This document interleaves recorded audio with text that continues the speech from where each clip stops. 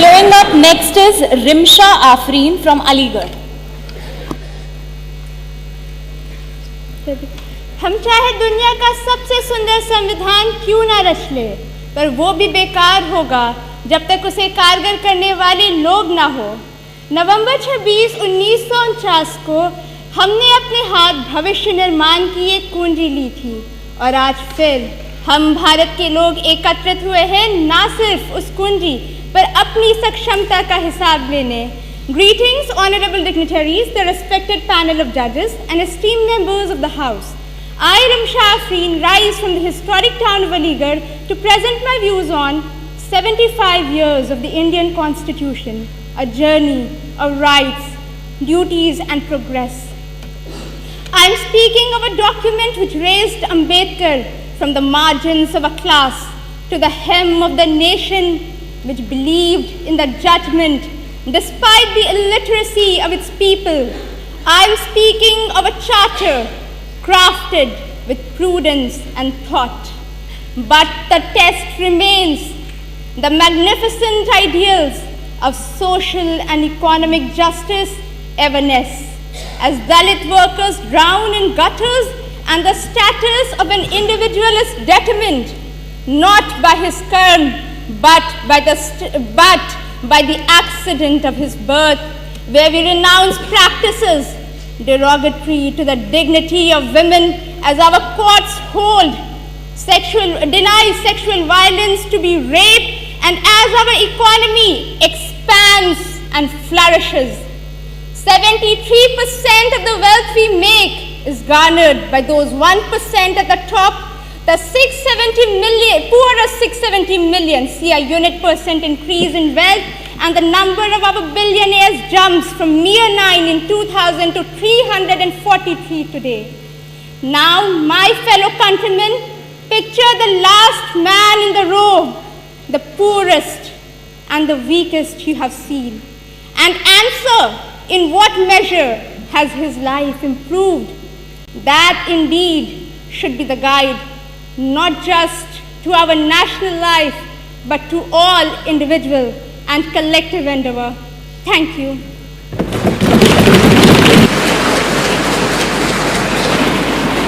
Following up next, we have Aishwarya Giri from Aligarh. दर्जनों भाषा, सैकड़ों विधि, हजारों विधान हैं, जो जोड़कर सबको साथ रखे वो भारत का संविधान है। सभा में उपस्थित सभी विद्वत जनों को मेरा सादर प्रणाम।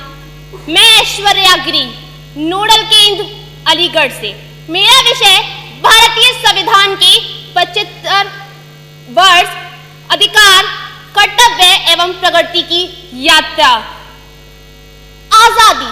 भारत में देश की आजादी के बाद भारत में देश की सीमाएं तो सुरक्षित थी, परंतु लोकतंत्र के मूल्य को सुधारने के लिए भारत को चाहिए था एक समावेशित संविधान, जो डॉक्टर भीमराव अंबेडकर जी के नेतृत्व में 2 साल 11 महीने 18 दिन में बनाया गया और 26 जनवरी 1950 को लागू किया गया।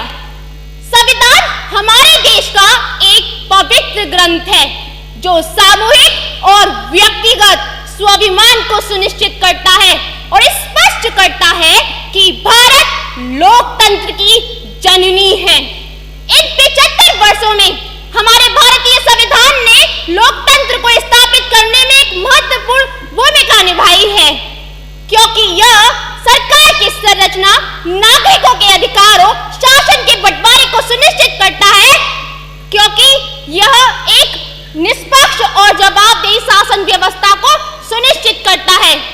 वो कहते हैं ना कि परिवर्तन ही जीवन का मूल मंत्र है। इसलिए समय के साथ साथ समाज भी बदलना चाहिए, कानून भी बदलना चाहिए और देश भी बदलना चाहिए। इसलिए हमारी संविधान सभा ने भी यह स्वीकार किया था और अनुच्छेद 368 के अंतर्गत हमारी संविधान सभा ने संविधान संशोधन का प्रावधान दिया था। संसद द्वारा पारित अनेक अधिनियमों से जन आकांक्षाओं को अभिव्यक्ति मिली। वर्ष 2018 वर्ग आयोग को संवैधानिक दर्जा प्रदान किया गया। नारी शक्ति वंदन अधिनियम के द्वारा महिलाओं की लोकतंत्र में एवं देश में हर जगह एक अलग ही पहचान है, अलग ही भूमिका है। जिस ओर एक ओर मौलिक अधिकार जो लोगों को सशक्त बनाते हैं, वहीं दूसरी ओर मौलिक कर्तव्य उन्हें राष्ट्र के प्रति उनकी जिम्मेदारियों को याद दिलाते हैं।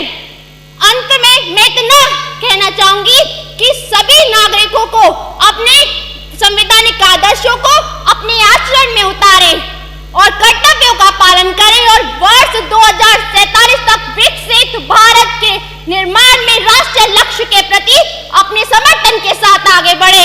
और वो दिन दूर नहीं जब हम गर्व से कह पाएंगे कि हम होंगे कामयाब, हम होंगे कामयाब। मन में है विश्वास, पूरा है विश्वास, हम होंगे कामयाब एक दिन। धन्यवाद। दोस्तों उम्मीद करते हैं वीडियो को आपने पूरा देखा होगा। वीडियो सही लगे तो वीडियो को लाइक कर देना, चैनल को सब्सक्राइब कर देना। मिलते हैं नेक्स्ट वीडियो में।